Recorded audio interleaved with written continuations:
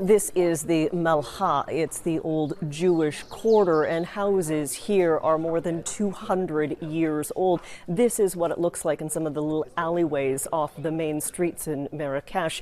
And the houses are built in the traditional style. So it's clay, it's stone.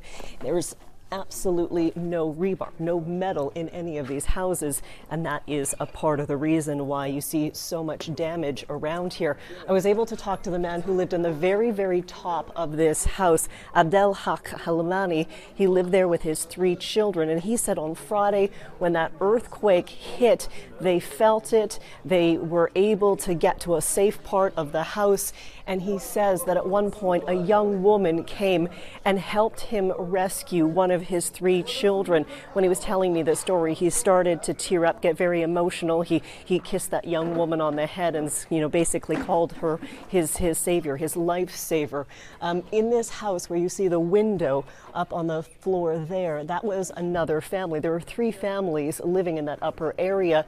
The roof collapsed and a woman was killed in that apartment. Now, we are being very careful because obviously there's still a lot of debris and it's not necessarily incredibly safe here. You see some people who are outside. They're trying to take a look at their homes. Abdelhak Helmani did say that as soon as they left and went to stay in the square, there was looting that happened, and that, he has lost all of his belongings. He doesn't even have papers for his children so they can attend school anymore.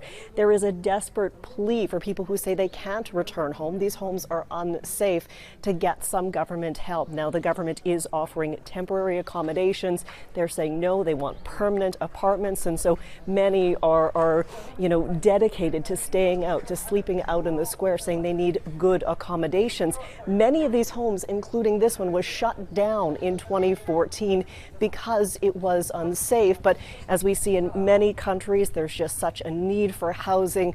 The family ended up renting it in 2016. He says, he knows he probably shouldn't have done that it was not necessarily safe, but he needed somewhere to live.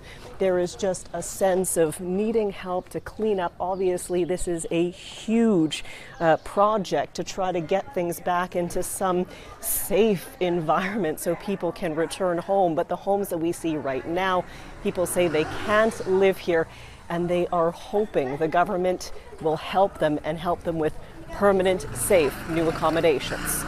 Crystal Goomansingh, Global News, Marrakech, Morocco.